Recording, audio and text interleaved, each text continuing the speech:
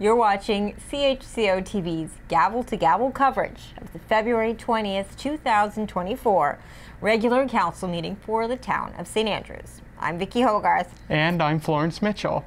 In today's meeting, under Public Works and Public Safety, Councillors Bennett and Neal will move that Council approves water and wastewater rate changes.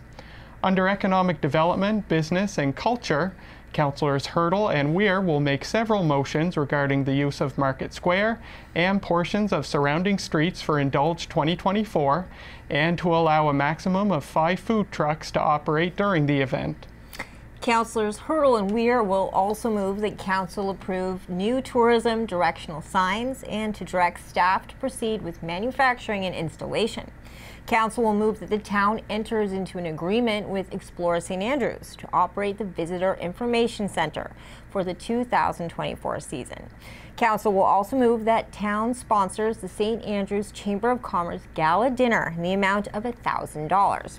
Under Recreation and Environment, Council will discuss a proposal for a digital advertising sign for the W.C. O'Neill Arena Complex. Under Planning and Community Development, Council will discuss a request for a fence between the town parking lot and a residence. Council will also discuss the visioning exercise held by the Housing Hub of New Brunswick. Finally, Council will discuss a request for funding to support Evans Land Development Limited. Now let's join Council at the W.C. O'Neill Arena Complex Council Chambers. All right, let's call to order the regular council meeting for the town of St. Andrews. Here we are on Tuesday, February 20th, 2024. Hope everyone had a lovely family day. We are at the W.C. O'Neill Arena Complex Council Chambers, which is open to the public, but as well we will be streamed through Zoom and Facebook. If anyone has any questions related to anything pertaining to tonight's agenda, you can email us at pnopper@townofstanders.ca. And Mr. Knopper will be sure to put the spelling of that in the comment section. There is several members of council not in attendance tonight, but we do have quorum. We've got Councillor Blanchard joining us virtually, Councillor Bennett, Councillor Neal, Councillor Harlan, and Councillor Ware, as well as myself in attendance. And I do want to recognize that we are on the unceded traditional territory of the Beskotu-Magadi people. All right, before the approval of the agenda, I do have an award that I'd like to present. We have our Community Appreciation Awards that we do annually.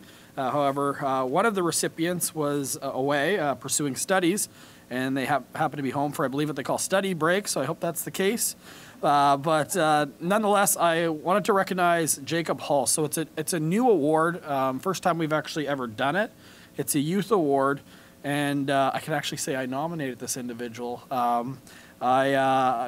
jumped out in my mind as well with Gregor, but during the forest fire, I know Jacob was there working, and it was certainly a time where you could almost say that our community was on its knees, and it was about rallying together and supporting each other and doing what you can to make this the amazing place that we all live. And Jacob was there for very extensive hours, and his commitment to the fire department over the last couple of years has truly been appreciated. I'm not going to say that we've got some older members, Councillor Neal, but the youth is certainly probably appreciated around the fire hall.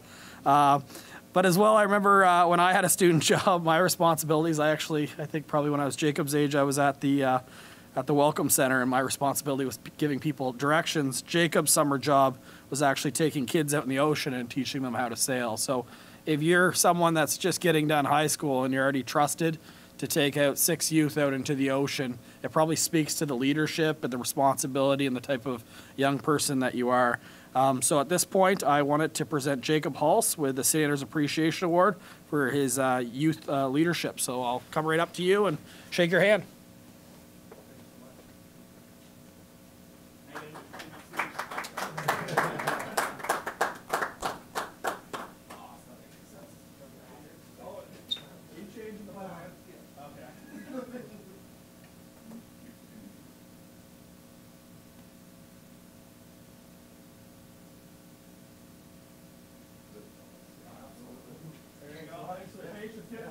Thank you for your patience in getting it to me. Oh, no, it's lower seat, lower. Thank you very much. Congrats, Jacob. Thank you. Stick around for 3 hours and see some magic if you want, yeah? It'll make you want to pursue your studies. All right. All right, so let's get to the approval of the agenda. I'll look for a mover to approve the agenda as circulated. I've got Councillor Harlan, seconded by Councillor Neal. Any discussion or changes on the agenda this evening? Seeing none, I'll call the question. All in favor of approving the agenda, please signify by saying aye. And I can see Councillor Blanchard's hand on the screen, so that is everybody. Disclosure of conflict of interest. Okay, myself, as most meetings, will be declaring two tonight. One related to Indulge, as Kingsbury does handle the financials. It is for the food bank, but it is very close to the organization I work for. And the other is regarding, to be consistent, for Evans Land Development Limited. And I have talked to Councillor Neal, who will chair the meeting at that particular time. All right, if there's no one else, the good news is no presentations this evening, so that'll save a little bit of time for everyone that's in attendance. And we do not do, obviously, the minutes for this meeting. We do it on the other regular meetings. So we are in communications, and I will jump ahead to page 5 for those following along the council package. And I'll just abbreviate it, but it is a request. Let me just jump back. It's a request from the Fibromyalgia Association of Canada. It's their illumination campaign. It's a request for council to illuminate Town Hall in purple on May 12th, 2024 to support fibromyalgia. I just, a little paragraph I'll grab from the letter they sent. This letter was from Trudy Flynn, who is the chair of their association. It says on May 12th, 2024 is the 32nd anniversary of Fibromyalgia Awareness Day as recognized by the World Health Organization. I'm contacting you to ask if you would light your building landmark in purple in recognition of the 2 to 4% of Canadians living with fibromyalgia. That is almost 2 million Canadians who have been diagnosed. There are still many Canadians waiting to be diagnosed or who are not counted in these numbers because they have another primary condition such as cancer, cardiac issues, etc. So certainly 2 to 4% of Canadians is certainly a significant amount. So I'll be just looking for consensus for council. Is everybody okay lighting up Town Hall for that day, for that cause? I got all head nods, so that one has gone forward. Next one is a plant-based treaty request from www.plantbasedtreaty.org. They're requesting council support for the plant-based treaty, which aims to promote a shift awareness, healthier, sustainable plant-based diets to help fight climate change. So this would be a request on signing essentially a treaty. Councillor Bennett. Thank you, Your Worship. At this time, I'd like to table this motion, if I would, please. Okay, we got a mover to table. Would anyone else like to second that tabling? Councillor Neal. Any discussion on the tabling? Okay, I'll call the question. All in favor of tabling this motion, please signify by saying aye. Aye. Okay, and I've got anyone opposed to tabling? Okay, I got 4 to 1. It's been tabled. Okay. All right, let's move on to the next one. We are now into the introduction and consideration and passing of bylaws. Deputy Mayor Akaji is not here. Who would like to play the role this evening of Deputy Mayor? Deputy Mayor, actually, I've got Councillor Bennett. Thank you, Councillor Bennett. Thank you again, Your Worship. Tonight, reference number FA 240214, submitted by Deputy Mayor Akaji, spoken by myself. The subject, Human Resource Organizational Chart Update. The background reads, with the recent approval of the new positions for the town of St. Andrews, an update to the organizational chart was needed. Please see the attached documents for review of the chart. Once approved, this will be added to the Human Resource Policy document for the town. For reference, the town has changed the following positions: receptionist, an administrative assistant, and recreation leader. Note that the report was tabled on at the 240-205 regular council meeting, as a bylaw enforcement officer fire operator was missing from the document. The position has been added to the organizational chart. And the motion reads that the council of the town of St. Andrews approves the updated organizational chart and document to be added to the human resource policy, moved by myself. Thank you. Seconder for that one? Got Councillor Harlan. Discussion on that motion? Okay, call the question. All in favor of approving, please signify by saying aye. That's everybody that has been carried. Next motion.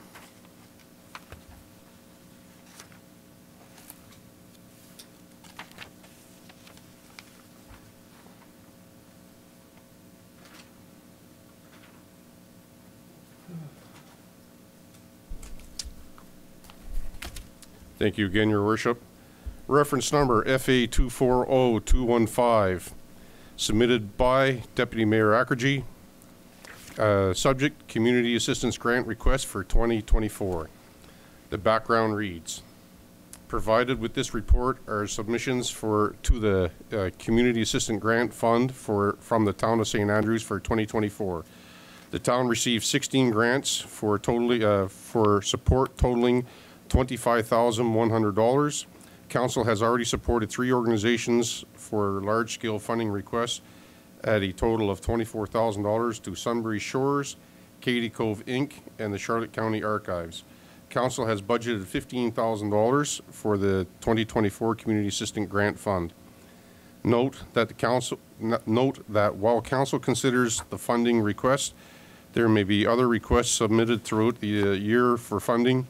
Council may spend entirety of the community assistance funds available, but could leave other requests in the future with limited options for Council. Some funds can be drawn from our list of endowment funds and have been bequeathed to the town. Due to the volume of applications, it may be more efficient to have an ad hoc committee review these and come back in March with recommendations. Motion that the Council of Town of St. Andrews provides the following community assistance grants for 2024 to the following organizations. Thank you very much, Councillor Bennett. So I think probably the second one kind of contradicts the first, so it's and/or type thing. So Council, just before we look for a seconder, I think what staff's wondering is we could go through them very quickly, or we could have an ad hoc committee of council kind of review them and then come back with a recommendation. Right now, as indicated from the background, the requested amount exceeds the budget for this particular item, so it hasn't really been screened through. So council, over to you. If you would like an ad hoc committee to have a kind of a look through it, then we could table the first one, and then in the second one we'll appoint the committee. Over to you for your pleasure on that one. Okay, so do you want to get a seconder out there first, or can we just move to table right now after it doesn't matter? So, all right, so can we have a seconder for the tabling? I've got Councillor Harlan. Any discussion on the tabling? Okay, all in favor of tabling the first motion, please signify by saying aye. That's tabled, so now we're into the or, so I'll pass it back to Councillor Bennett, which is the next motion.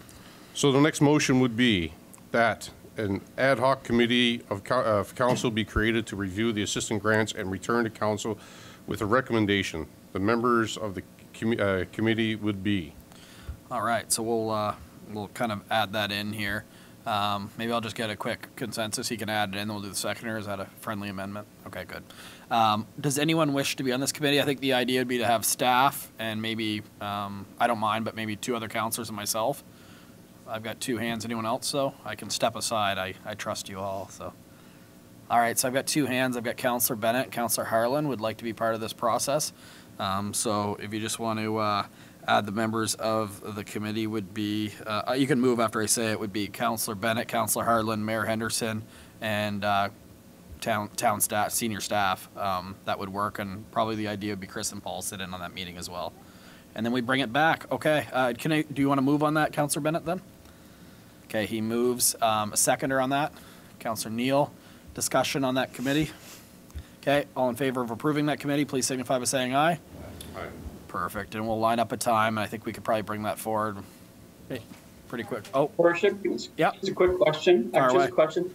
I just fine with what's been passed. Just a question on the Community Assistance Fund.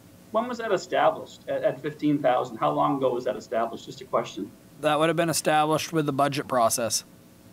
I know, but it's been 15,000 for a number of years. I'm just wondering how far back does that go when it was established 15,000, or did it change significantly? I don't think it changed significantly this year from last budget.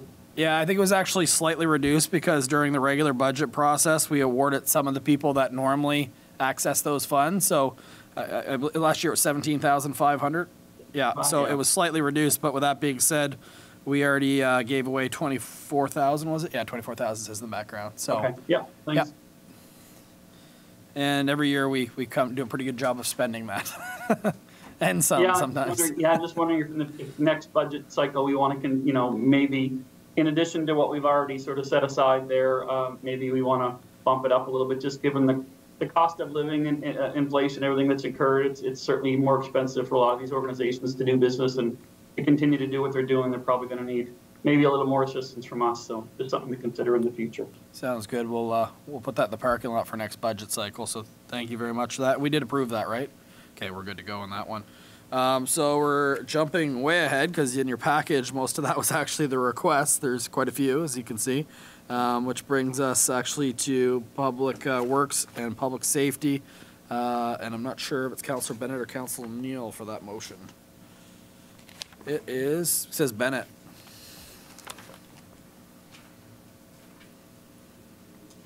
We're on 147.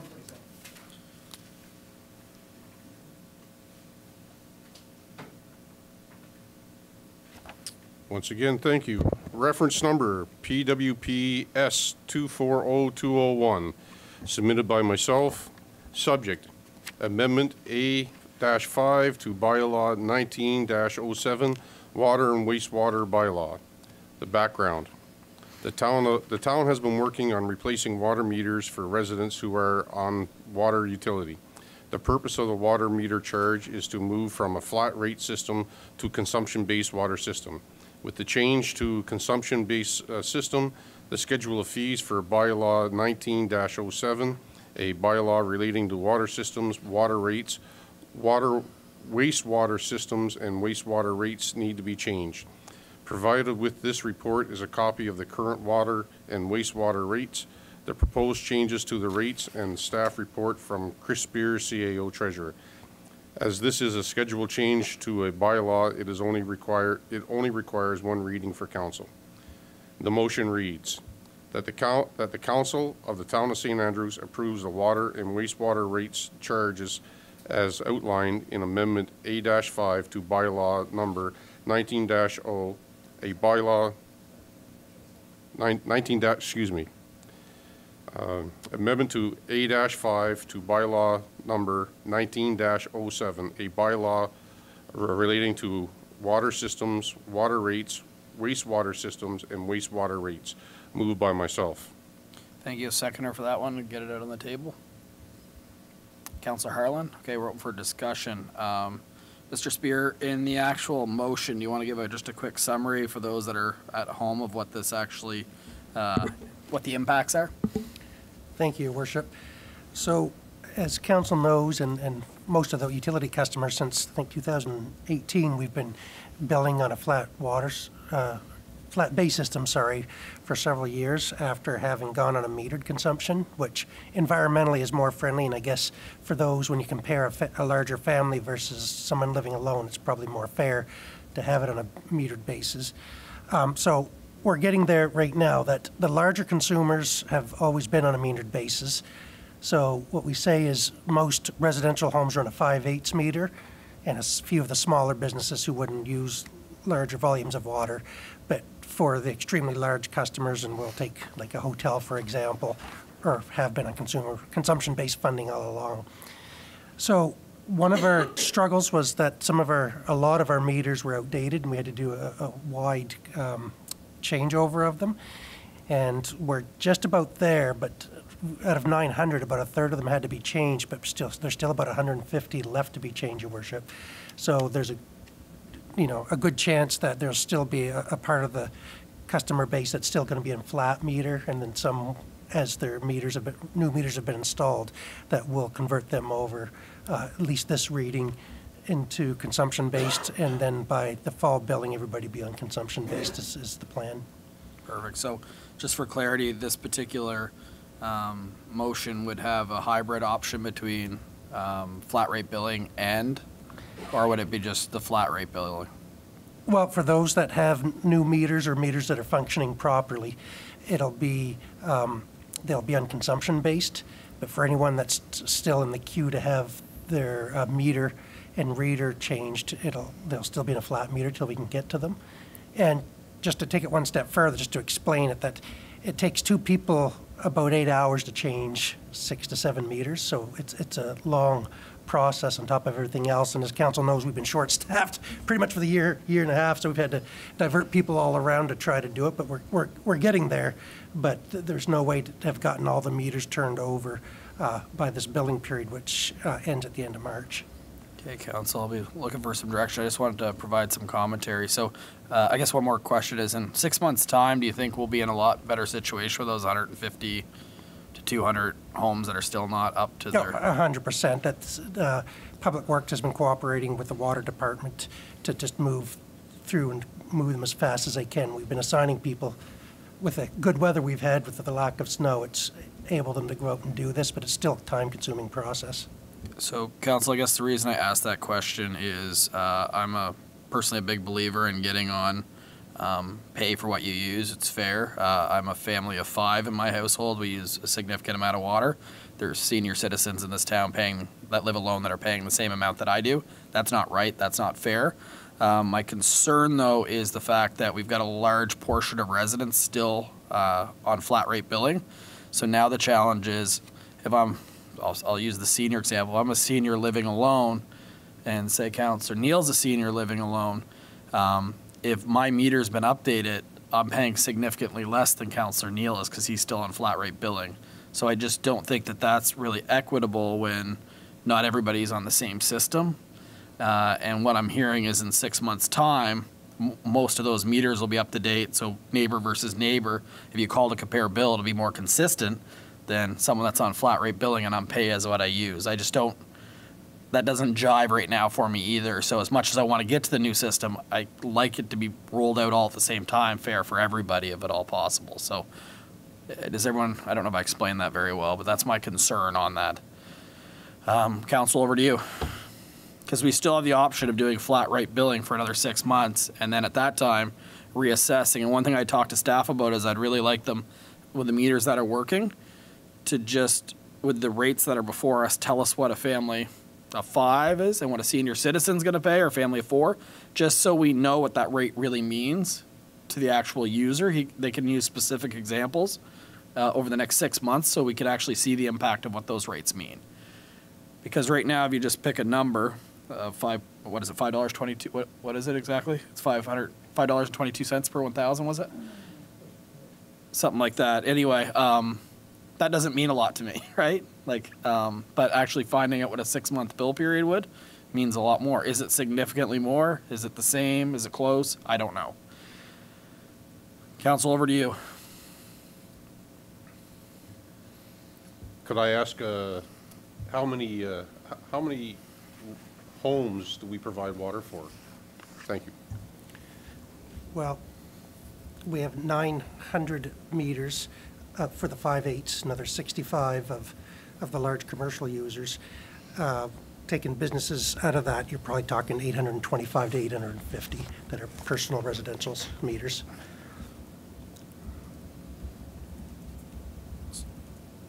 Councillor Ware.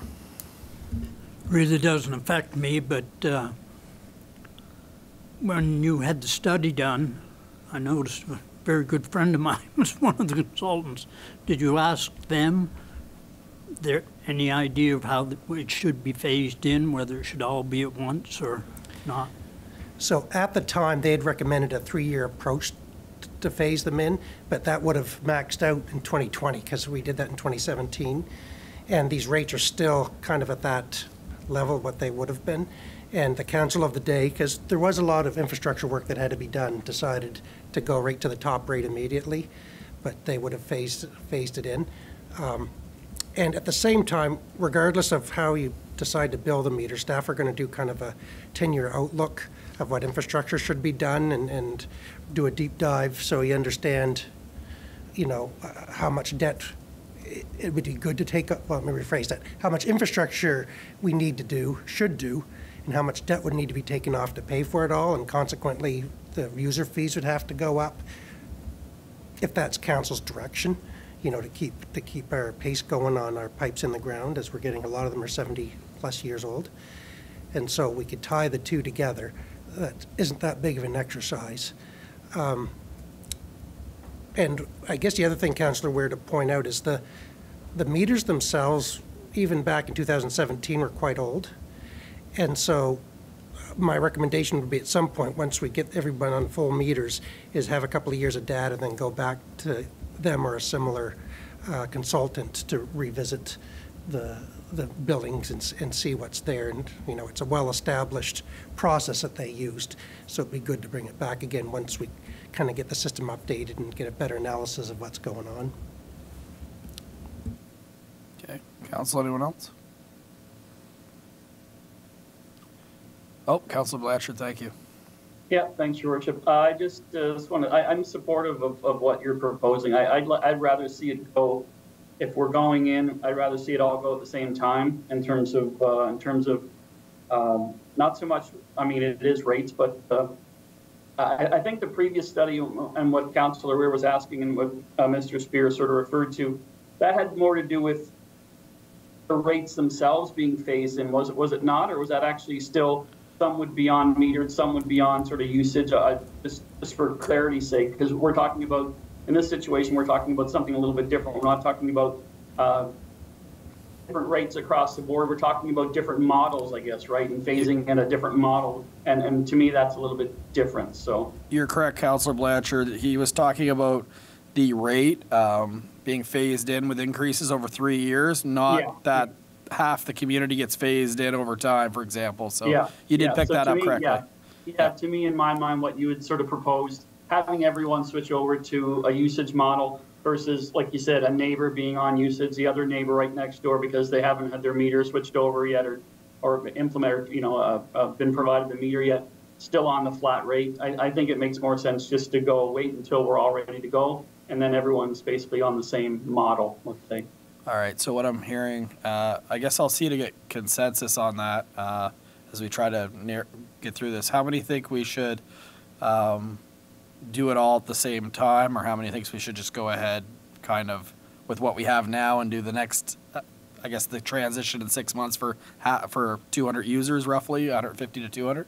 How many think we should hold it for 6 months till we're in better position and implement it all at the same time? Absolutely. So I guess I just want to clarify, it could take less than 6 months, correct?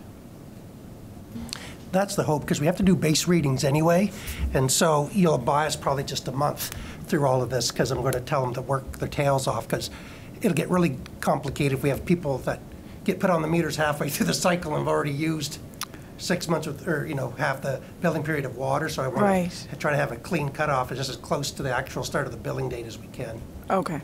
We're kind of at the mercy of the billing dates. Right. Okay, so is there any consensus on which way you'd like to go? How many would like to hold it off until we have the other 150 to 200 done? Just quick, I see, okay, that's majority. That's everybody.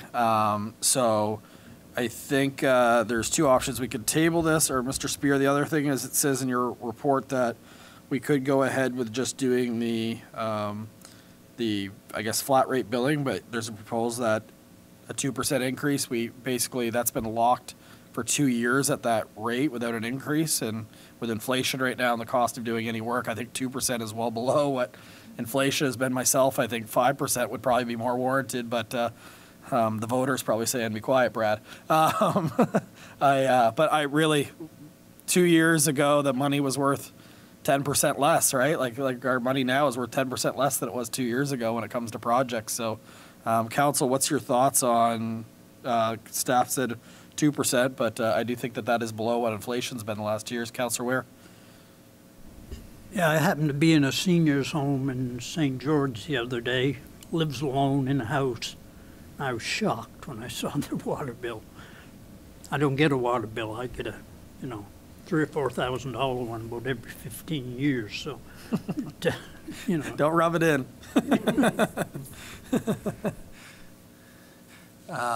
Okay, Council, what's your desire? Is it anyone? 2% staff's recommendation. I guess a quick show of, I thought, to be honest, with inflation what it is and knowing what the amount of money we need to put in that utility fund right now is not sustainable, that the path that it's on. Myself, 5% was probably needed to keep going, and anyone that's like not a 5% increase, in 2 years, that's still below inflation. So council, big show of hands, how many thinks it should be 2%? And then I'll ask 5%. 2%, anyone, hands up if you think. Got one. How many think it should be 5%? Majority thinks 5%. So I got a mover and a seconder on the original. So what I would need in order to support that consensus would be Your Worship, maybe it'd be just better if you tabled it till next week. Properly write then it. we can put the schedule. I like that. reflective. It's cleaner. Yeah. Council, does that sound good to you? Do we have anyone that would like to table this one? Okay, Councillor Harlan, seconded by Councillor Blanchard. All in favor of tabling? Any opposed? That has been tabled. Thank you, Council, for working through that. All right, we are now going to go over to Councillor Ware for Economic Development, Business, and Culture. This is there's several motions here, but this is my conflict of interest, so over to you, Councillor Neal. Give me just a moment. Your Worship, or I'll just maybe ask Council, since you're getting up already, did you want to also have Council jump over to the Evans Land one, save you from making 2 trips? That'd be lovely if you could do that for me. I wouldn't want to do extra steps, so. No, I can just hang it over there. I won't set the alarm off today.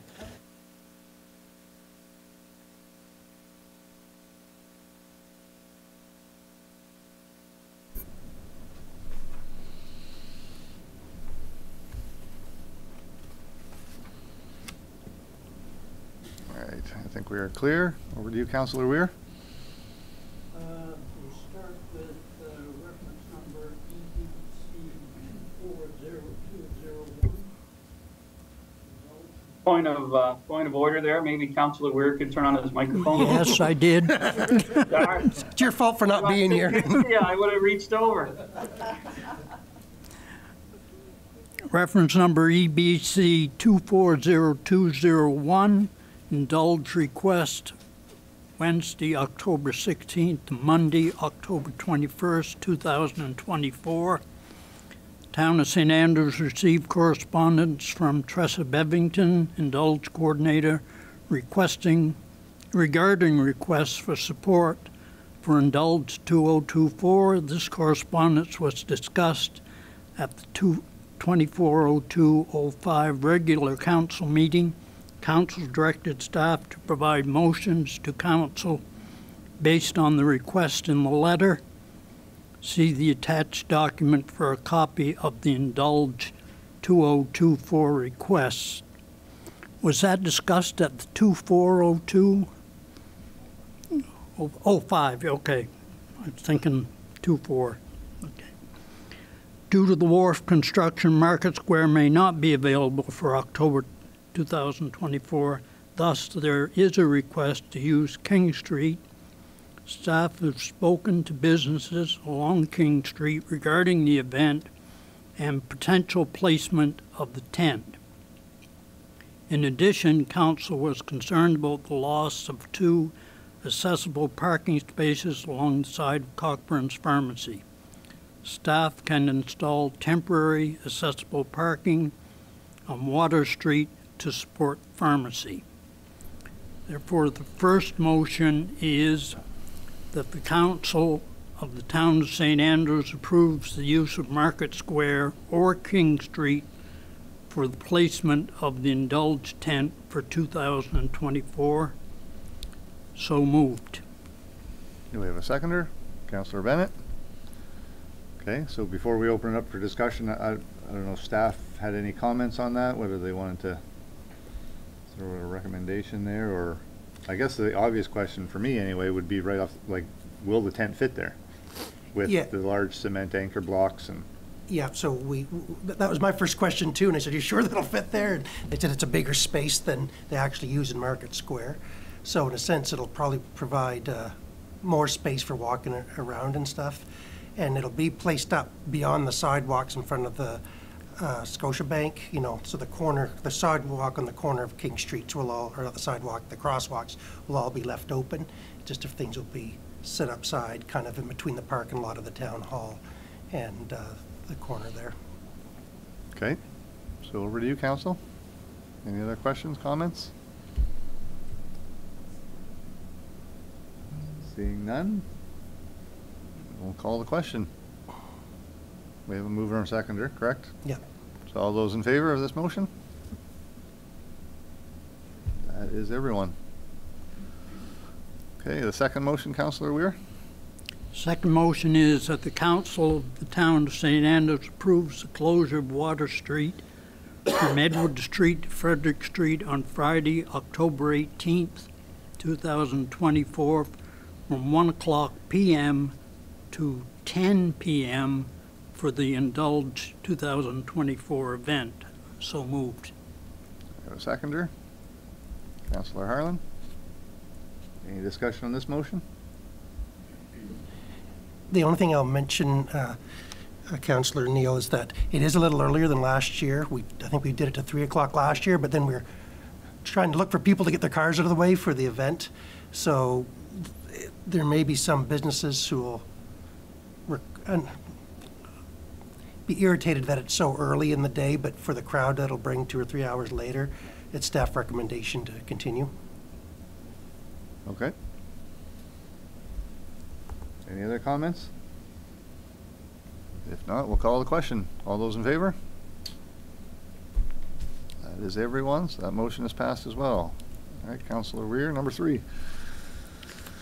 That the Council of the Town of St. Andrews approves the closure of King Street from Water Street to Queen Street from Wednesday, October 16th, 2024 to Monday, October 21st, 2024 for the Indulge 2024 event if Market Square is unavailable due to wharf construction. So moved. Seconder for that motion? Councillor Bennett. Any discussion? Bennett? Staff, does the fire department have any issues with that closure? Thank you. No, we talked to the fire chief. It's they can get, of course, come down Church Lane or Queen Street to get at those areas. If there's something, an event at one of the buildings right there, then it'll be a bit of a challenge. But as some of the firefighters say, they'll find a way to get to the building if they need to, so they can make way. We will talk to make sure they're as plugged close over to one of the sidewalks as possible, so that there'll be an opportunity to bring equipment up for those 2 or 3 businesses that are right there, if need be. Thank you. Any other questions? Again, I assume the extension of that time period is basically so they can set up, tear down. Yeah, they come in on Thursday afternoon, I think. Yeah, to drop off, set up, and then they'll start tearing down as soon as the event's over on Sunday night and pick up on Monday morning. Okay, thank you. So if there's no other comments, we'll call the question. All those in favor?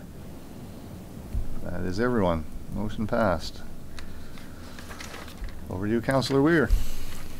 That the Council of the Town of St. Andrews approves Public Works to install patio lighting along Water Street for the Indulge 2024 event. So moved. We have a seconder for this motion. Councillor Blanchard. Any discussion? Seeing none, we'll call the question there. All those in favor? That is unanimous again. So that motion is passed. And your last one, Councillor Weir. That the Council of the Town of St. Andrews approves Indulge 2024 to have a maximum of 5 food trucks allowed to operate on Friday, October 18th, 2024, and Saturday, October 19th, 2024. So moved. We have a seconder for that. Councillor Harland. Any discussion on this motion? Yes, Councillor Harland. I spoke to this the last time we discussed this. I'm just very excited at the fact that we're extending Tressa's providing an opportunity for us to extend this event with the added food trucks. I think that'll be a benefit for the town and look forward to seeing it happen. Thank you. Councillor Weir? Microphone. First one.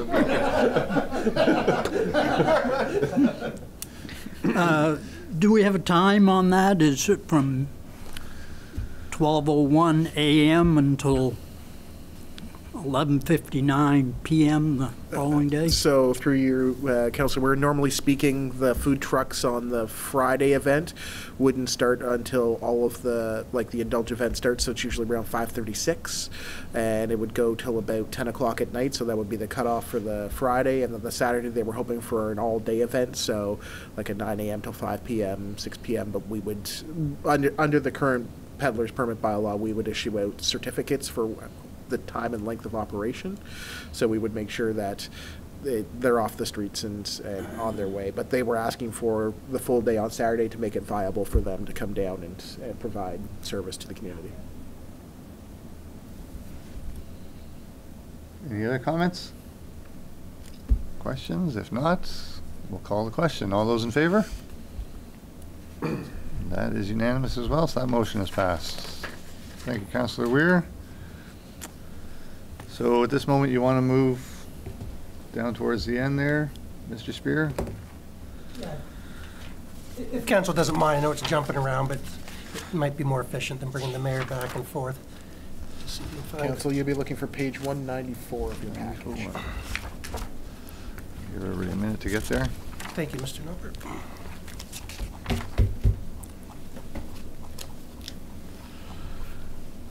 So this is the discussion on the request for funding to support Evans Land Development. Over to staff. Mr. Spear, are you leading this one?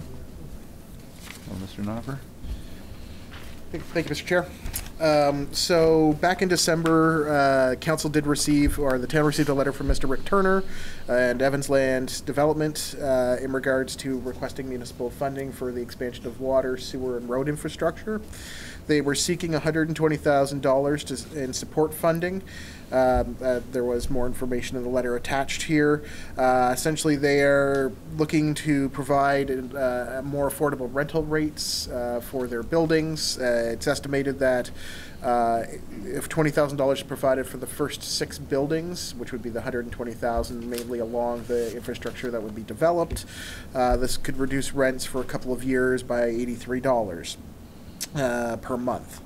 In discussions with the developer, they were asking for 50% of the, or they were asking for the $20,000 in the original letter for building 1 to be 60 days after the signing of the development and subdivision agreement. But in talking with the developers, if council is interested in supporting it, the funds wouldn't be provided until at least 50% of the building is completed to show commitment within the processes.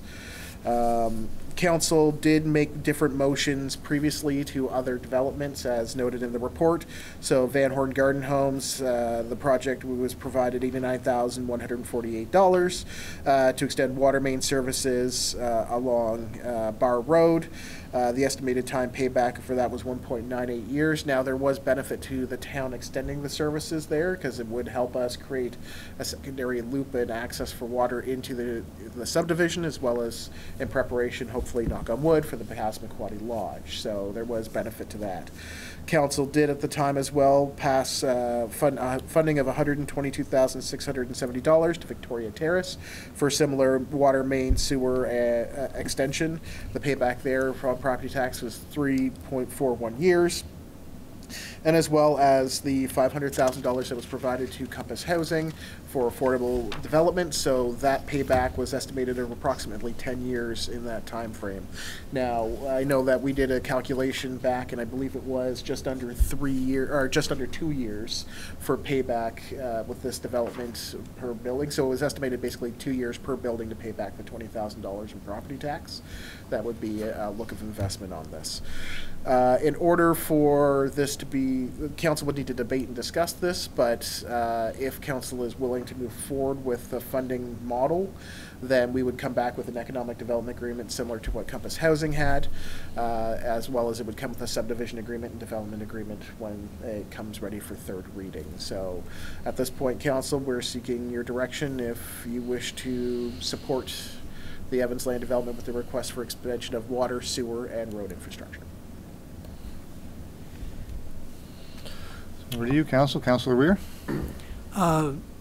It seemed like a relatively small amount for an entire apartment building. And if it does accomplish getting quality infrastructure in the ground, then I think it's a fairly insignificant investment. And I assume our engineers will make sure it's quality infrastructure, and this is just a little added incentive to do so. But that's my feeling toward it. Thank you. Councillor Bennett. Thank you, Acting Mayor. Staff, could you give us an idea on roughly what the cost to put the infrastructure in the ground would look like? Not really, because the final design hasn't come back yet. What I can tell you is that for us, we're seeing up to about $500,000 per block to add infrastructure these days for storm water mains and sanitary sewer mains. They're going to have, not quite the same volume, but I'm going to guess somewhere between $200,000 and $350,000 for all 10 buildings. And it's a fairly long driveway for once that's put in as well. And they're eventually going to want the town to take that over once it's built up, and so it's going to have to be built to our standards. So it's going to be the equivalent of a public street as opposed to just a smaller driveway. Sorry, Councillor Bennett. Yeah, and like I said, though, they only have stuff at a high level at this point, concept drawings as we work through these things, and so they won't know until they get their final engineered drawings, which are built into the development plan, have to be approved before they can proceed with a building permit. But that's why, we can only guess at this point till we kind of see what they're thinking of their whole development. Thank you. So the way I see it right now, like we're looking at potentially a $300,000 expense for putting the infrastructure in the ground for them to build on. Then on top of that, they want a guarantee of $120,000 financial support to actually build the buildings. This is correct, right? So they're putting the infrastructure in, not us. Thank you for clarifying that. Councillor Blanchard. Yeah, thank you. Just a question to the staff there on on the budget, I guess. The previous projects that it mentions here in the report, those came out of an envelope of money or a budget line that was allocated by council for housing development. I assume this would come out of the same envelope, I guess, in terms of development. How much is remaining? How much do we have remaining in that in that budget line? Well, you didn't set aside any extra this year except for a second payment due on the Compass building project. But if you remember, in budget time, we had a discussion about putting money into reserve funds in case something like this came across. And so there's sufficient funds for the first phase. Truthfully, it probably won't have to be paid up until 2025 anyway. That they get approval this March, they won't start building probably until summer, July, and it was 6 months after the start, and I think we talked about 50% completion, so that'll take a while. So if it is this year, it's $20,000 will be easy enough to find. If it's next year, we can budget for it accordingly. Okay, thank you. Thank you, Mr. Spear. Any other questions? Just a quick one for staff, and again, maybe I have forgotten this point, but when they mentioned that they were looking for our investment to help lower the rents, have they given us an indication of what those rental rates are? No, but that's because they haven't costed out the cost of the building yet. As we know, everything is skyrocketing. Yeah. All they've committed to is that they'll use it to drop rates on the apartments by $83 for 2 years is what the commitment is. Okay, thank you. So I guess we're just looking for a little bit of consensus from council as to whether we want to move this forward or not. Yes, if council's okay with it, we're going to build it into our economic development agreement, which is part of the development agreement, blah, blah, blah. But there's a piece that has to go to PAC this week. Okay, March 6th, so we won't be able to bring it to council till the 18th will be when all of it's tied in together. There's a little, I won't say hiccup, but someone forgot to put in an application for a subdivision plan. Okay, so a variance on the parking, so that just happened in the last few days or last couple of weeks, and so it had to be prepared for the next meeting.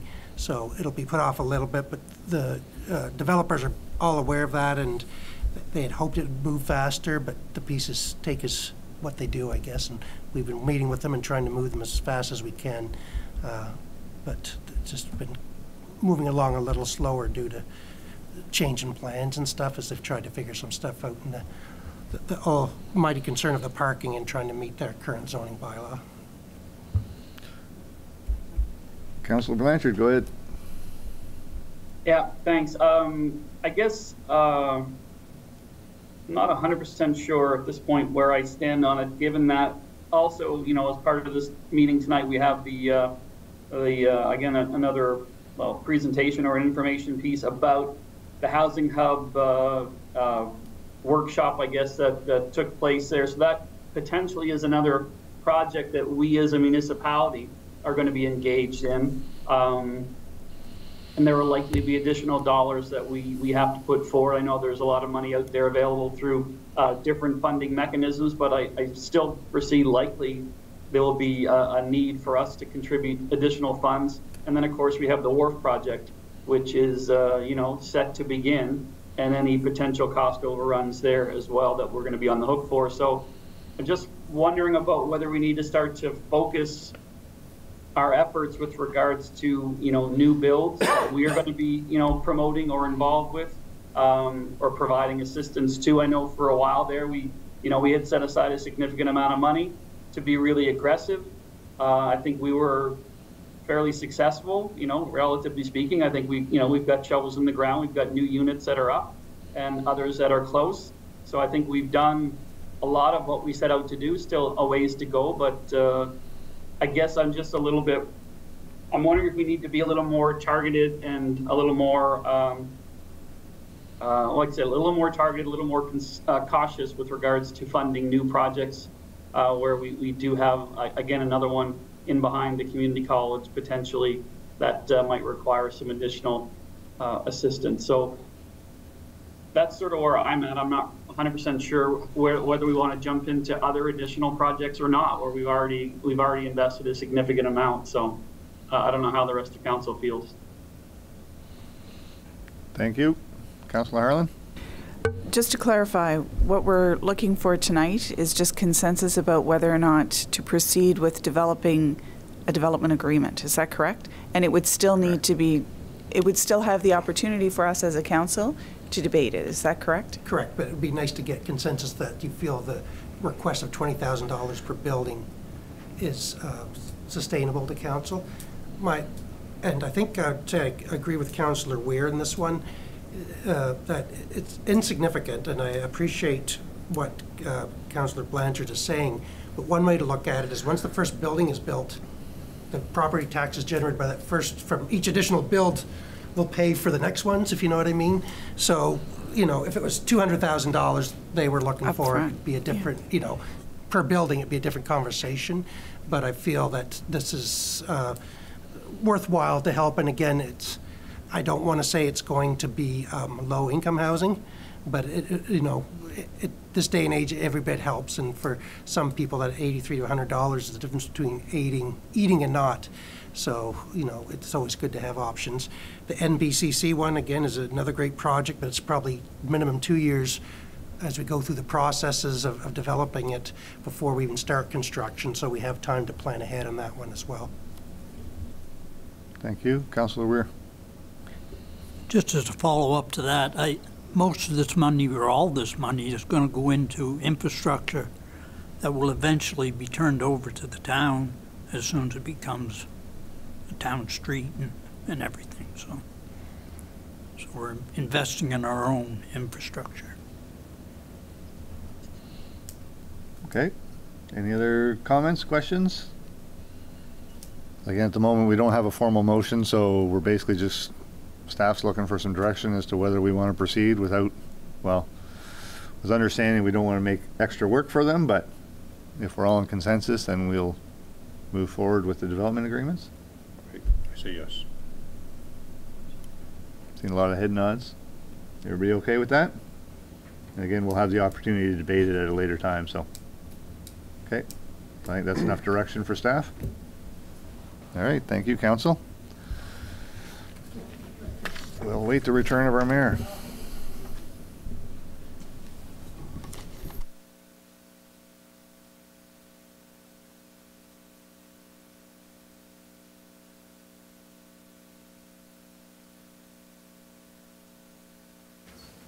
Thank you, Councillor Neal and council. All right.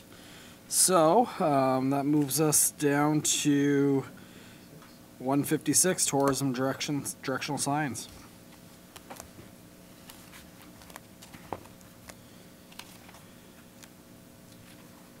Councillor Weir, you'd be on this file.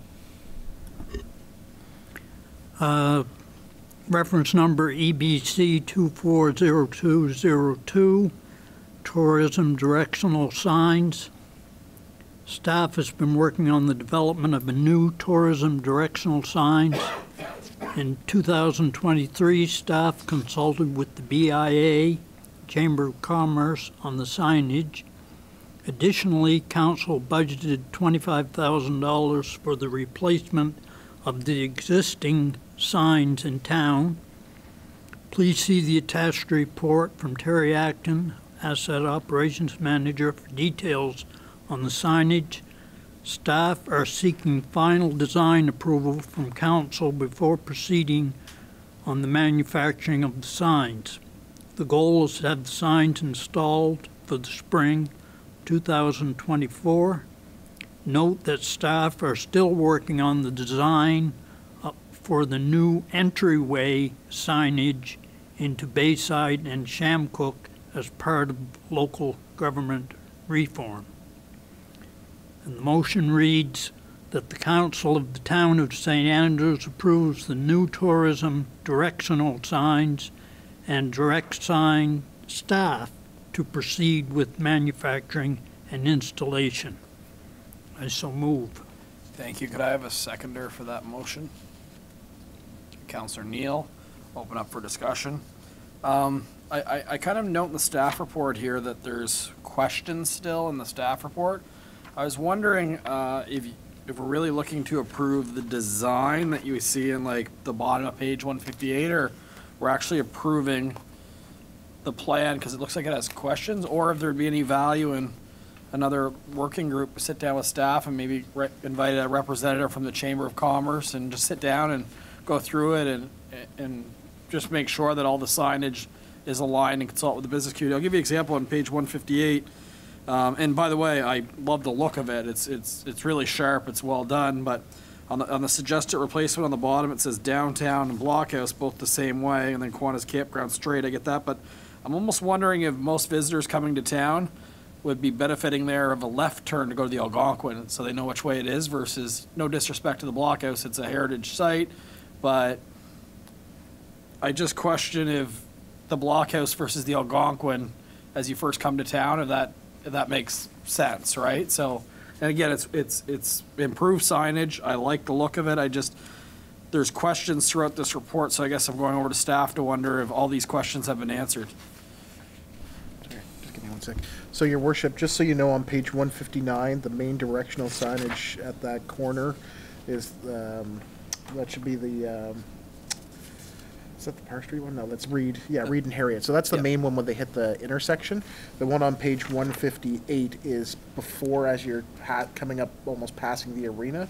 So, I mean, we could look at doing another Algonquin's like directional sign, but like most people when they hit the main intersection, that's Yeah. the big sign they see is on the one you see on page 159. I just wonder if kind of the lead-up sign, if there's not more people as they come to town looking for the Algonquin in that example than the blockhouse. That's just my point. Again, the blockhouse is a wonderful heritage destination, but the Algonquin is the primary accommodation provider in our community. And we could dissect every which way do you go, left, right, which ones do you put. I'm just kind of want to, there's some questions throughout this, and I don't know if they've all been answered.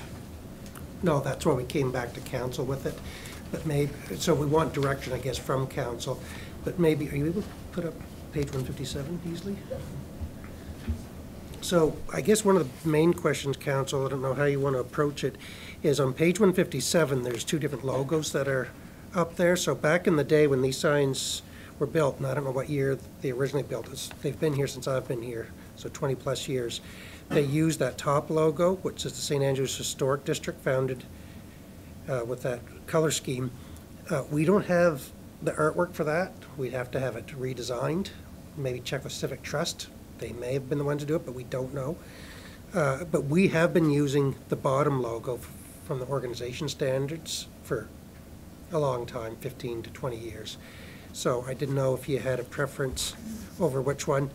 And it goes back to what Explore St. Andrews had said too. We're using the shorter version of St. Andrews here. Well, of course, the local government's name is the long spelling, but I think probably the St. Andrews by the Sea for that type of thing is probably still the better option. So we need direction of what next steps if you want to make some decisions tonight. These things are going to take some time though, so if whatever you decide, we're going to get moving on it. So if you'd like some type of subcommittee or ad hoc committee with a couple of community members, we can bring them in, but would like to have those decided probably in the next couple of weeks so we can get them manufactured in time for the start of the season. Yeah, I just, like, again, if you look at it on page, existing location 5, the Terra Manor Inn, I know that it's got new ownership, but right now, is that something that should or should not be on that sign right now? I know that there's some, my understanding, some staff accommodation there, but tourists, I don't know. Well, that's that whole sign though is out of date. If you look, there's. That's what I mean. Yeah. Like, I just, to go ahead and approve it, I don't think we have before us the final plan, right? Agreed, but we're hoping you'd help us build the final plan, so it's really direction. If you want us to go ahead, or if you want us to fill a Gotcha. ad hoc committee of council or a couple of members of the community, we just need direction. If you don't want to go through it tonight with council, then we can get together with a couple of people and try to come up with a more solid plan. Thanks. Got a couple of hands. Go Councillor Ware, then Councillor Bennett.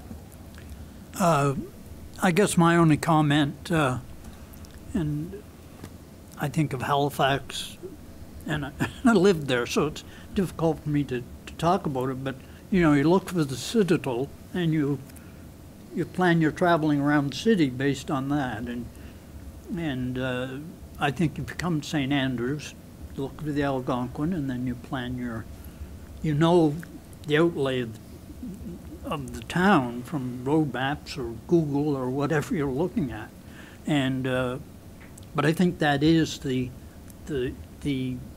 landmark that most people use when they drive into town. And I think we have to emphasize those landmarks if we want people to move around with the least amount of confusion. So, Thank you, Councillor. Councillor Bennett. Thank you, Your Worship. And I agree with everybody and what everybody's saying.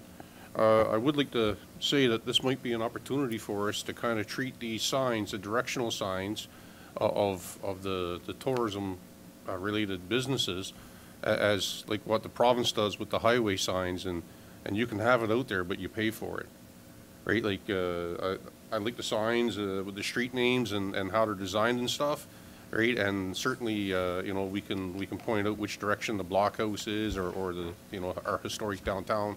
But when it comes to whether it be the Huntsman or a hotel, then, you know, we can say, you know, for $1,000 we can put you at this intersection, and this is what your sign will look like, and pointing the direction up to your hotel or into your business.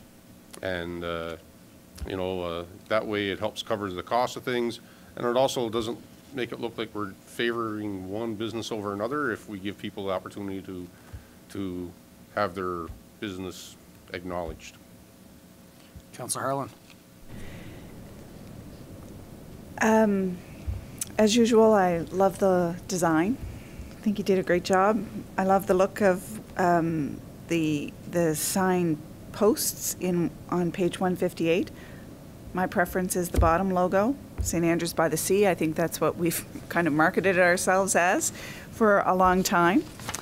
I think I would agree with Councillor Ware and Mayor Henderson coming into town.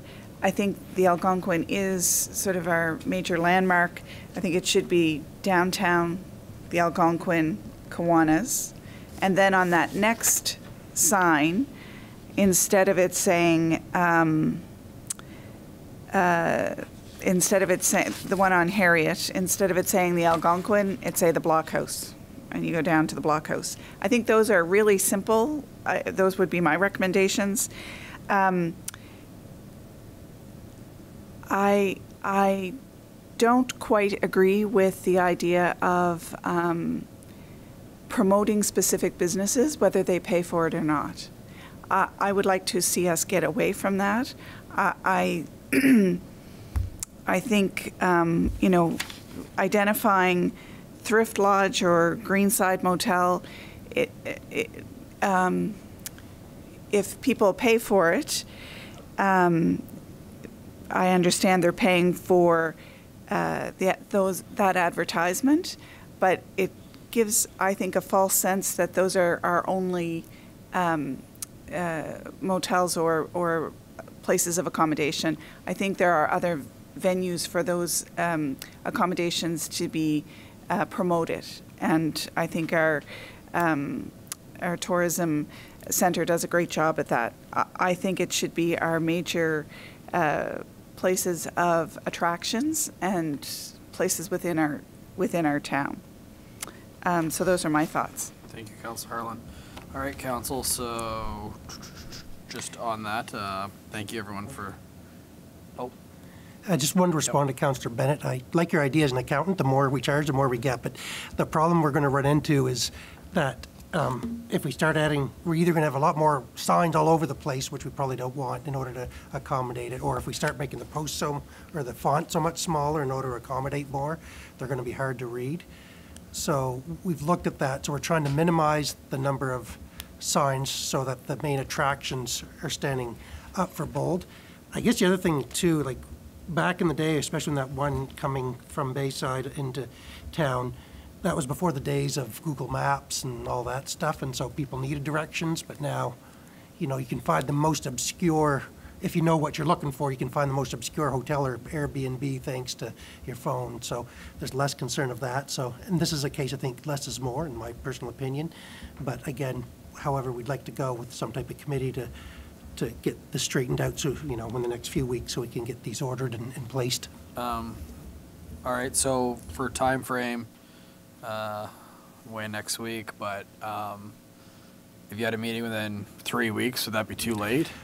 No, I'm probably pushing it too hard. If we can have something to be presented by the second meeting in March, that we can get the order in early April, we should be sufficient. It might be a little bit of a time lag, but we've gone this long without them. I guess another few weeks is going to kill us, right? I'd be willing to meet with a representative from Explore St. Andrews, the Chamber of Commerce, and have a little work session, maybe chart 2 hours and go through what the plan of staff is and just quickly check, and then we could put this is the plan to council, and council could take a look at it. I don't know if anyone else has any interest, but I certainly, something I'm passionate about. But I think you are right, you'd like to do it as well for this. Okay, Councillor Neal will join as well. And I do think you are right, less is probably more appropriate. You want the major things and go from there. All right, so council, I guess I got a mover and a seconder on this one. It sounds like it's not quite ready to be approved yet, but we'll set up a working meeting.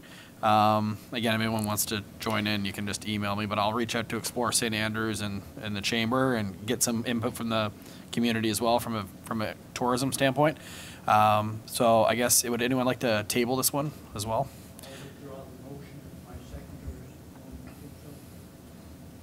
Does that work as well? Or would you rather table Mr. No. All right, tables. Councillor Harlan moved to table. Is there a seconder to table? Councillor Neal, all in favor of tabling, please signify by saying aye. That one's tabled. We'll come back in the second week of March is the hope. All right, let's jump back here. Thank you for that one, Council. And the next one is the operation of the Visitor Information Center.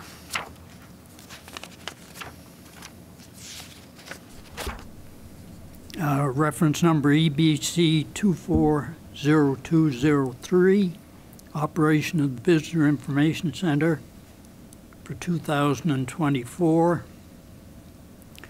Due to staff capacity issues for both Explore St. Andrews and the Chamber of Commerce, there's a challenge in operating the Visitor Information Center for the 2024 season. The town has been asked to consider operating it with a $28,000 contribution from Explore St. Andrews. Provided is a staff report and tentative budget for review. The town would be required to put $7,550 towards this initiative. The motion presented is that the Council of the Town of St. Andrews enters into an agreement with Explore St. Andrews to operate the Visitor Information Center for the 2024 season with a contribution of $28,000 from Explore St. Andrews and $7,550 from the Town of St. Andrews. So moved. Okay, a seconder for that one to get it on the table. Councillor Blanchard, discussion on this one? Councillor Ware. I made the motion, I might as well be the first one too. I have concerns with it. It seems like every time something like this happens, it gets downloaded on the town. We supply the staff, we supply the scheduling and the bookkeeping and all those things. And I think with the amount of money that the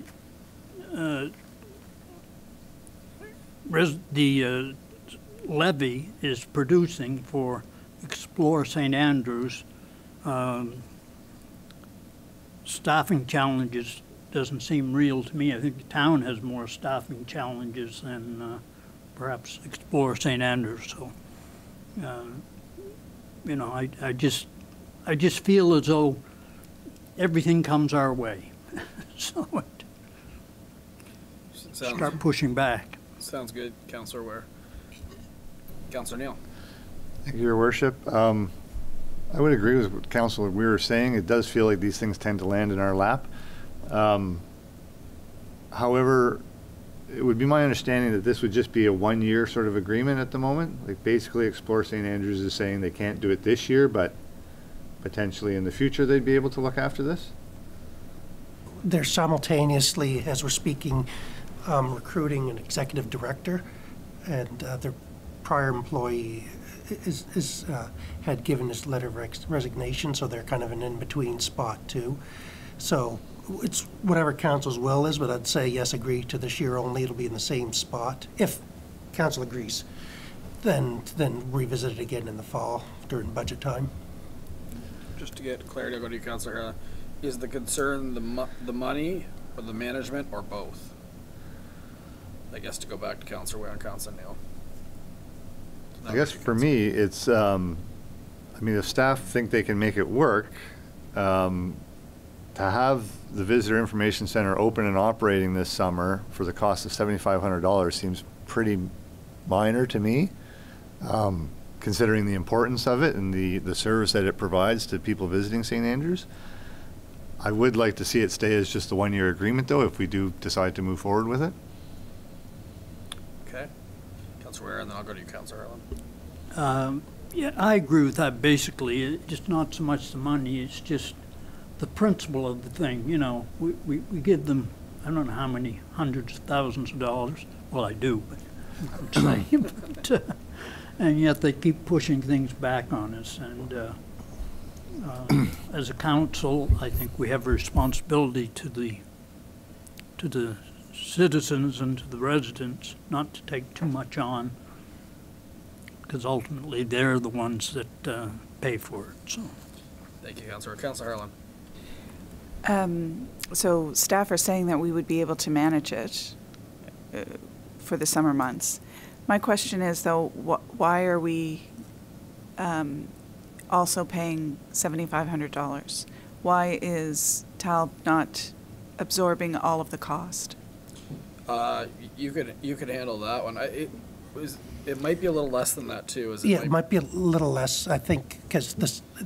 So I took the number off their budget that they'd presented to council in March, I think, or sorry, January, middle of January. Then I'd gotten in contact in between when this was released, and I think it's actually up to $30,000 they're willing to contribute. Why we're putting in anything? Explore St. Andrews' belief is that their job is to go outside of town and bring people here and not to meet the needs of the tourists once they get here. That theirs is outward marketing is the term they look for. So attending trade shows, advertising, various locations and various media and things like that, maintaining a website, etc., things like that. And they never considered the VIC as part of their mandate. But I guess from prior councils, I'll go that from prior councils' understanding that the funding for it was always to come out of the TALB, but it's unclear in kind of the documentation between the bylaws and stuff that have come up exactly where that falls. I don't think it's, and the clerk who works closer on it than me, but I don't think it says specifically where the funding for the VIC is to come from or who's to operate it within the current bylaws as speak, and maybe time to revisit those at some point too. I agree on the clarification on it because I always was under the impression that Explore St. Andrews would be the one-stop shop for tourism in the town of St. Andrews. And if they're outbound and the chamber's mandate is in tourism and we have no staff member in charge of it, it's a gap in our community. So we need, if we have the powers to, whatever that looks like, be the ones to decide what that gap is, I think we should take a leadership position in figuring that out, right? Mayor Henderson, Yep. Mr. Paul Logan from the President of the Chamber of Commerce is online and does say he can provide comment. It's up to you if you would like to allow him to speak. Sure, I'll go to Councillor Harlan. Do you have any? Yeah, I just wanted to be clear that it is only for this year, and that what we're agreeing to is to absorb the operation of it this year with their contribution, financial contribution, and then we will resolve this issue going forward. Okay. Correct? That would be our recommendation. It's all in the hands of council to decide how to move forward, but I think it'd be good to settle this once and for all, yes. Okay. It is getting tight too, from the sense that it's February and you still have to hire staff, right? So, okay. Do we need any further context, council? I appreciate Mr. Logan being on the line if you want him to come in, but it sounds like what I'm hearing is consensus for 1 year. Do you want to add him in? I know it's not really something that we normally do in council meetings, but we can if you wish. Do you feel like you need additional context, or you want to put him on? Okay, if you want to put him on, go ahead.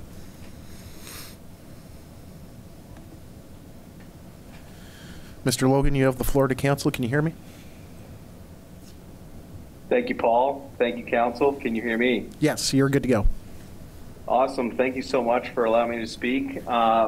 We presented on this last year, and again, it's Paul Logan, President of the Chamber of Commerce. And ultimately, in our discussions looking for funding last year for the Welcome Center, a comment was made that it was on an average $5 spend per visitor at the Welcome Center. Ultimately, your return on investment was pretty good. We got over 10,000 people through the facility. It's a major asset to not only tourism businesses, but other businesses in town, attractions, sending them out to Huntsman, Ministers Island, people who have, beyond popular belief, have not booked their trips prior to coming and knowing what the area has to offer. And so that would actually look like $350 per the $5. So it's not a big ask. I think you'd be wise to look at a long-term agreement, as this would be something, a visitor information center is run by 99% of the municipalities in New Brunswick. All right, well, thank you, Mr. Logan. Okay, council, any extra context from you? Otherwise, I'll call the question. Maybe the only thing is a friendly amendment to say up to 7,550, because if it's 30,000 from Explore, that means that number would actually be 5,550. Is that a friendly amendment, or should we formally amend that? Okay, friendly. Thank you for allowing a friendly amendment. Does that work for everybody, though? It seems to make sense to me. Okay. You want to stay longer, Mr. Spear? All right. All in favor of that motion, please signify by saying aye. And any opposed? And I'm just confirming, Councillor, I got Councillor Bennett opposed. Councillor Blanchard, were you for or opposed? It kind of stayed up there. It was delayed, I think, or frozen. He was for. He was for. I think. Yeah. Okay. His hand froze up there, so I just confirmed. Yeah. The joys of technology. Okay. Perfect. So that passed by a vote of 4-1. All right. Next motion.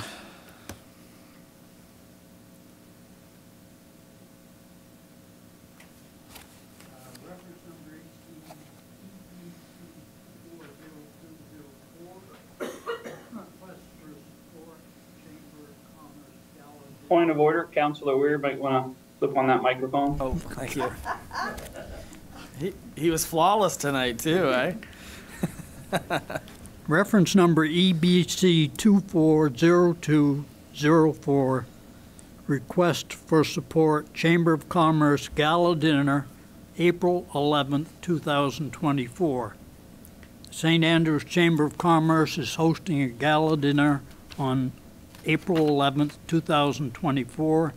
This event is meant as a celebration to recognize the outstanding contributions of business and individuals within our community. They are hoping Council will consider being a platinum sponsor to show your support for the initiative. The request for a sponsorship of $1,000. Staff would recommend it be charged against the civic promotions budget, although it is limited to $5,000 this year. The motion reads that the Council of the Town of St. Andrews moves to support the St. Andrews Chamber of Commerce Gala Dinner taking place April 11th, 2024 as a platinum sponsor in the amount of $1,000. So moved. Seconder for that motion. Councillor Neal, discussion on that one? Okay, I'll call the question then. All in favor of approving that motion, please signify by saying aye. That's everybody. That has been carried. Thank you very much for going through those 4 motions. We are now moving on to Councillor Blanchard for Recreation and Environment Committee. Page 174. Thank you, Your Worship. Just looking, is this in regards to the signage of the arena, Your Worship? That's correct. That's just a report from, I don't know, is there a motion sorry, with that? Sorry, my bad. It's a discussion. Yep. So, Council, I'll pass it over to Mr. Spear, but I think you're looking for discussion around option 1 and option 2. Is that safe to say? So, Council, I don't know if you've had a look fully at the entire package, but because it's a big one, but I assume you have. Option number 1 would be putting a screen on the existing sign that you see. It kind of blends in between the arena complex and the listing of what's there. And then option 2 would be kind of a new little garden. Those flowers would never survive the deer, but you know, we'd figure out some boxwood or something around it. But it would be to do a different screen on the lawn. So I think staff's looking for consensus if you still want to go ahead with this, and if so, if one of these options looks good, I don't mind kicking it off. I love the look of having it within the existing sign. That's where it always used to be with the old letters they put up, but that would be, for me, a little less of an LED sign than sitting out by the side of the road. But that's just my personal preference. Over to you. What members of council think? If you like option 1, option 2, or of course you have the right of saying neither. Councillor Harlan. So if we went with option 2, would the existing sign still stay? Correct. Yeah. Okay. Any preferences? I might be feeling that you might like the other one. I do. That's I prefer the okay. other one. All right. I recognize that it's more expensive. I I prefer the, I think in terms of visibility, the lower one may be better. I recognize that it is more in keeping with our previous sign, if we had it in the existing sign, in the middle of the existing sign, but it also makes that sign very busy. And I like the idea of it being a standalone. It's a valid point about busy. I guess to add more context, the only other thing that I added in is, and again, you don't put something based on vandalism, but the higher sign is less likely to get damaged in my mind. With someone punching it or kicking it is kind of why I thought, or kids body checking each other against it, being in front of the arena, the hockey ice. But that was just my other considerations added. But you are right as far as you have all those signs plus an active sign. That is a busy sign. That's a valid point. So council, any other preference if we're just trying to get a little, Councillor Bennett? Option one for you. Uh-oh, Councillor Harland. Uh-oh. This is when, yeah. Is it a mail? Motion to table until Deputy Mayor's back. Councillor Ware. I think option one is. Uh-oh. Need a microphone there. I don't know what Councillor Ware was. He was with the boys club, I guess. Is Yeah, Mark, which way are you going? If I'm recognized, if I had to choose, I would probably go with option one. Sorry to say, Councillor Harlan, but I'm still not sure about overall about the digital sign within the town. I do recognize though that for emergency purposes and for information purposes, there is a need for it in the community. So if I had to choose, I would be option one, I think. So from my understanding on Councillor Blanchard's point is there's kind of two options that council would proceed is we could go through PAC and ask for a variance due to the fact that it would also be used for emergency situations, or B, there's examples of where municipalities allow one for their community messaging versus a business messaging. Is that correct? You update the bylaw? We could go back to, yeah. Well, we were talking to our planner about this last week, and he said it may not be necessary to do anything with it because there's a certain allowance for messaging signs like this is. So if we refrained from private advertising on it, it's just solely for our own events and things. It should be okay, but I'll take council's direction on that. Previously, it was a bit of a hot topic within the town of St. Andrews, so I don't know if you want to do any type of motion at the next meeting where people can have a voice, or if you're just willing to move forward. And I think times have changed, and with the removal of that white sign, I think people have realized they need something here. Have really missed it, and especially with Mr. Henselpecker putting on so much stuff now, people will say, gee, I didn't know that was going on. So it's just good, you know, we put it out in lots of channels, but nothing beats having it right there on the side of the road as you're running back and forth out of town. Yeah, and I know it was an anomaly year, but having the Red Cross have to activate twice in our arena, having that board giving additional information versus just putting up pages all over the front door, it would have been very beneficial at that time to keep people updated for sure. It would have been. I think we did a good job communicating as best we could with the resources. I think we probably took a leadership role in communication, but you can always improve, right? Council, so I guess you'll follow back up on the best method for that for council. It sounds like it would be nothing required at all as long as we're not advertising private business, right? So if council's, so if the PA, or it's not the PAC, the Regional Service Commission says there doesn't need to be any more involvement from either the PAC or council, are you okay with staff proceeding with option one, or did you want another kick at the can and another meeting with it? It's within the budget, right? That was passed. If it's within the budget, I actually don't see unless everyone seems, by voting, everyone seems they're okay with it. Okay, I'm seeing head nod, so you can proceed without that as long as it's within budget. All right, thank you, council. We're now into planning and community development. So, Councillor Harland, We'd be at the discussions. So this one's not a motion. Actually, neither of the ones we have left to do are motions. So the first one is the discussion on the request for a fence between the town parking lot, Mr. Carl Savoy, and Miss Jeannie Langley's property.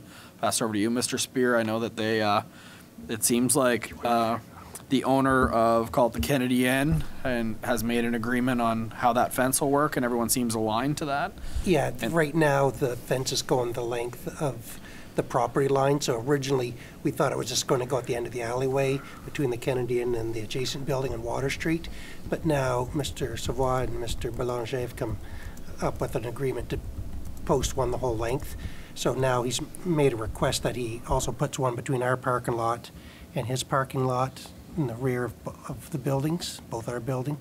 And so there's two ways we could go at it. He's asked for the town to pay for it, or we could offer to pay partial of it, or we could just say we won't oppose you building it on the property line, send a letter to the Regional Service Commission that he can build it, but that council won't support it financially. So just for clarity on that, Mr. Spear, so this fence, it's in the diagram that you provided. I believe it was in yellow. If I go ahead to it, just so council all has it, on page 181. Maybe yellow. So what it is just giving more privacy between basically the town parking lot and I'll call it his parking lot. I believe you rent spaces there. This would be in addition to what the PAC requested for this to go through. This would be just, since he's building one fence, he's hoping to have the town pay for an addition to give additional privacy. Is that correct to say? Correct. And he does have issues, Your Worship, with people leaving after hours, because we close our bathrooms at 9 or 10 o'clock at night. The cleaners come in.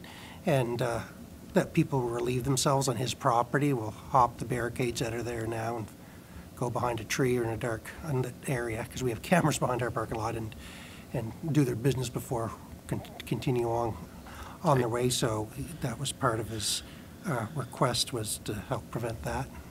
Okay, council, I know we talked about this previously. I think there was some concern from council, but let's get some consensus. I think the consensus last time was they were worried about precedents. If there's a lot of people that have alleys downtown, if you pay for a fence on one, is what I heard, where does it stop on others? If someone's trespassing, there's legal grounds that you can take, is kind of what I recall from that. But council, over to you if you think the municipality should, there's really three parts. One that would be probably the most straightforward is it okay if he puts it on the property line? Council, I don't know if anyone has any concerns over that. I personally don't whatsoever. There's already barriers there. Anyone have any concerns over that? Okay, so now the second part of that is, should town be paying none of that, amount of that, whether it be half or all of it? Council, over to you for your consensus on how you feel that should be. I know we talked about it in the past. I see Councillor Neal reaching, so we'll go to him first. Thank you, Your Worship. Yeah, I don't have any issue with the proponent here erecting the fence on the property line. Like you said, there's already cement barricades there. I don't feel that the town should be paying for it. I don't think we should be paying any portion of it.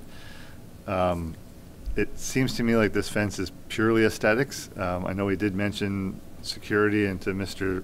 Spear's point, if somebody is going to jump over a concrete barricade for a bit of privacy, I think they'd be a lot more apt to walk around this fence for a lot more privacy.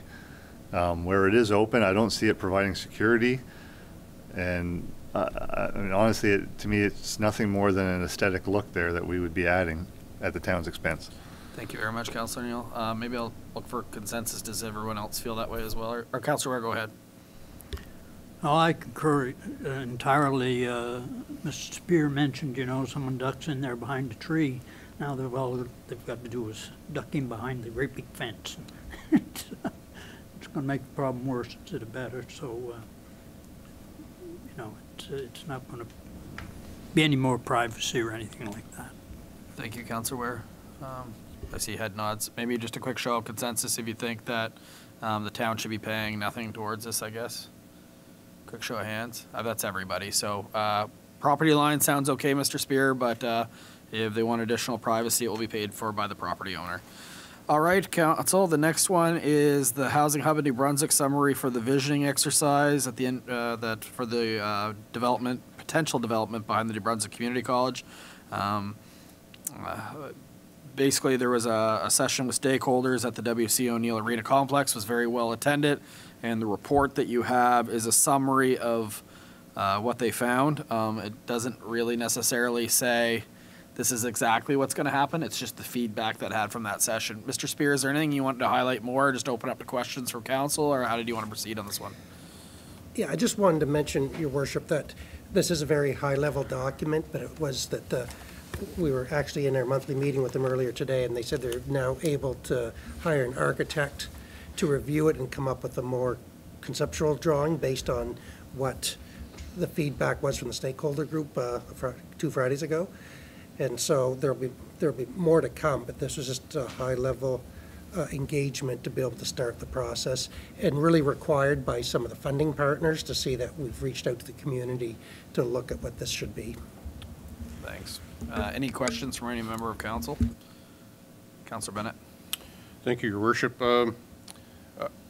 I really appreciated the opportunity to sit in and work through that process of giving our opinions and listening to other opinions, especially from the wide, broad spectrum of people that attended that. And reading through the synopsis here, everything is pretty clear. That's the way we did discuss it. The one thing I would like to point out, though, and I did voice my concern at the event, was that you know, they're earmarking the building as like for students, seniors, and seasonal workers, and not want to show support to seniors, but I think if you're looking at seasonal workers and students, and throwing seniors into that mix, if that's the direction that we want to go in, I think we're probably going down a bad hole. It's I don't believe that students and seasonal workers and seniors, you know, is a good mix for one, you know, building, and I also think that the construction of a building for students and seasonal workers shouldn't be, you know, something that people want to live in for long periods of time, like what a senior might move into a building and live there for a long time.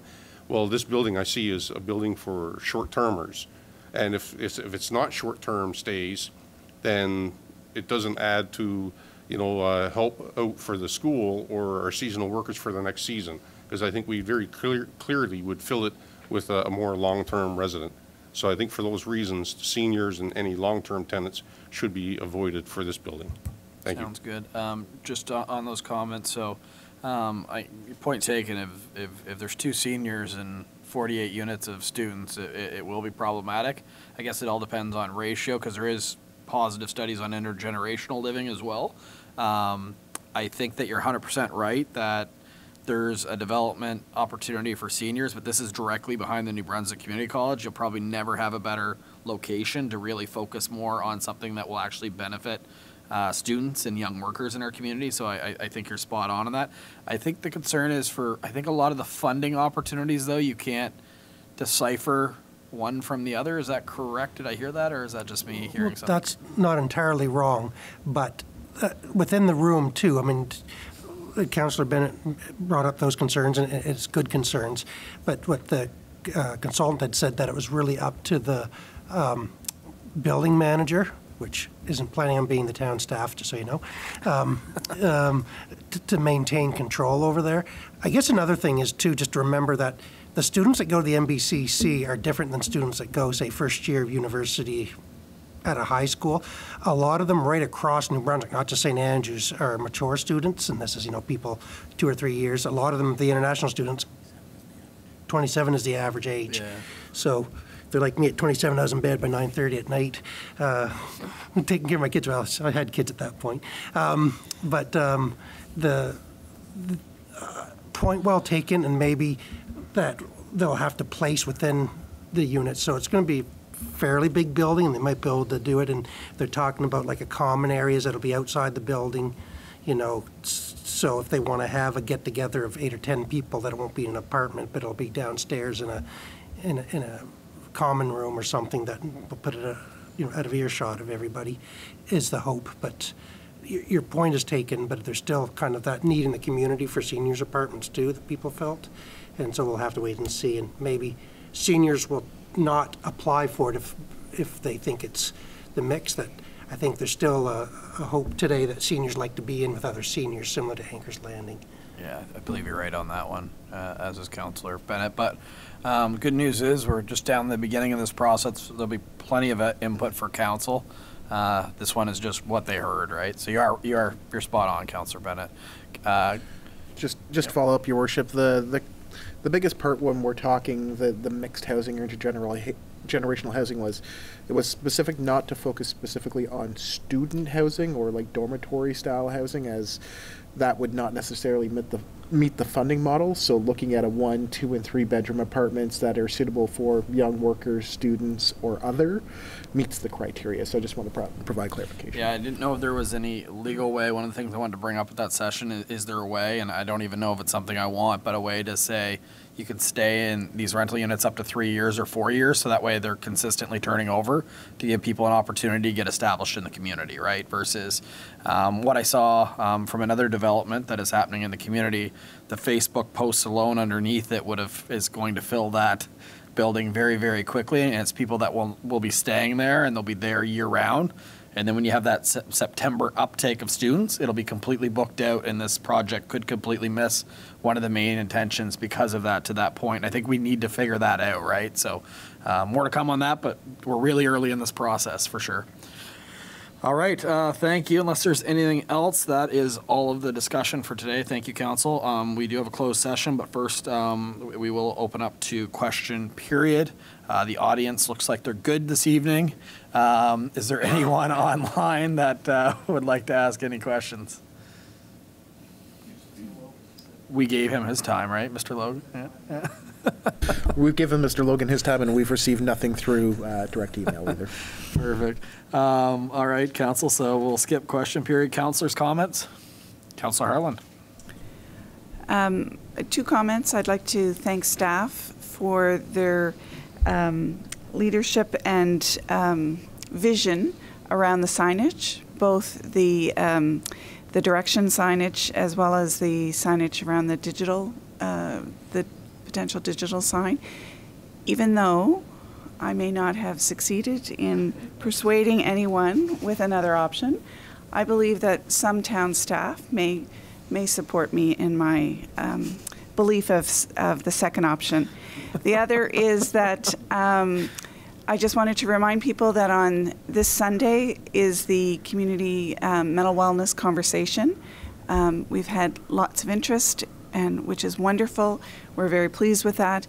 But if you haven't signed up, please sign up at the town office, either by calling the town office or by emailing town@townofstandrews.ca.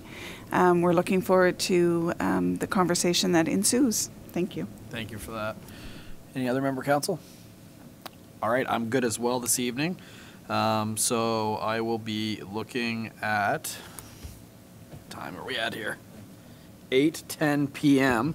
Council move into closed session per Local Governance Act Section 68(1)F, which is information concerning legal opinions or advice provided to the local government by its solicitor or privileged communications between solicitor and client in a matter of local government business. So could I please have a mover? I think I saw Councillor Bennett, seconded by Councillor Neal. Just beat Councillor Blanchard. Maybe there's an online delay there, Councillor Blanchard. Maybe you beat him, but I gave it to Councillor Neal. All in favor of going to closed session, please signify by saying aye. We are going to closed session. Thanks for anyone that was watching online this evening.